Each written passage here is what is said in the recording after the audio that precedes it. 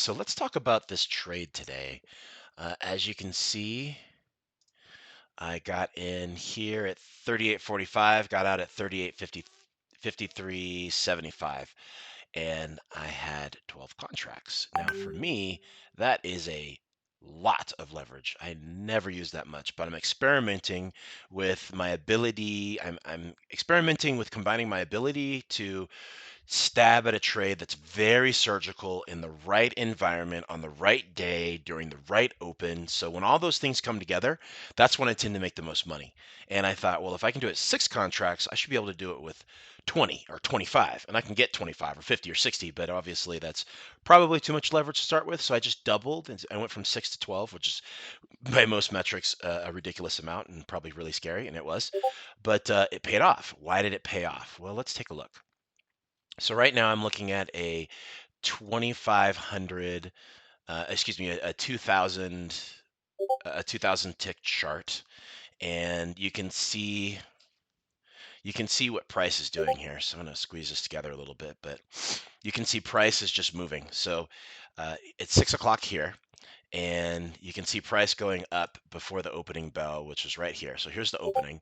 Price is going up, goes up, does a small test, and then it just drives. So I would call this either an open drive or an open test drive. It didn't really go down very far. It looks like it only really went down 23 to 12. So like 10 points. 10 points in this market is like the blink of an eye these days. So came up really nicely. I was actually still in bed. Funny enough, I'm not going to say unfortunately because it is what it is. Funny enough, I was in bed, so I thought, this thing looks pretty juicy, but I'm tired, and when you're tired, you tend to take more risk because you don't understand the risk that you're taking because you are tired. So I decided not to get out of bed. But you can see here, price was really doing the thing. It was doing what it's supposed to. It's making uh, new in new interim lows, but not much lower than right here. So what I'm thinking is that, hey, price is really respecting this level. You could call this a protected low because it came up, it went down, and then it made a new high. When it made an ultimate new lower low, it still wasn't lower than this low, so it's barely a lower low. So I expect it to just take off. So what I said is, you know what, I'm going to get in here because six contracts is nothing. You can see here's the lowest low, then it made a higher low, then it made a similar one, which is almost like a poke below low, and then it really started to do something that said, hey, this might actually take off. So what I did is I got in around 43.25, 43.50, and that would put me right about here. So I got in right around here. And yes, it kind of wibbled and wobbled around my open where I got in, but eventually it went to 51. And I thought, oh, sweet, it's going to really shoot up if it can get past this area. And it did, kind of. Except it just came right back down, and I thought, there's a chance for it to come back longer, so I'm not going to protect myself very well. I'm going to let it go against me. I'm going to drop my stop. Even though I have 12 contracts, this could absolutely bomb me out and make me feel shitty for the day. But because this market is just respecting all of these levels, it makes sense that I can actually hold this longer. It's probably a trend day. I know that the CTAs are starting to flip long. Everything is going in my favor. In fact, as you can see here, I could probably still continue to keep it if I had it. But what I did is I just stayed in, put my stop around here around 54, 55, because I thought that was just a few points above where it was before. I saw price on the dome, excuse me, on the DOM. It was doing this. I was like, and all of a sudden it was kind of stalling out, not at 57, but at whatever point it was stalling out. And then I thought, you know what? My stop was maybe here, my take profit. So I just brought it right down to here, and it took me out all 12 contracts. And I got the ultimate push, and I killed it with one trade. Now this trade it should have been half that. It should have been 27, 2800. But the reason it was so high is because I doubled my contract size because I knew it was the right market, because it was respecting all the levels, and it was telling me that this is has a high probability of continuing, and I'm going to want to take this trade every single time.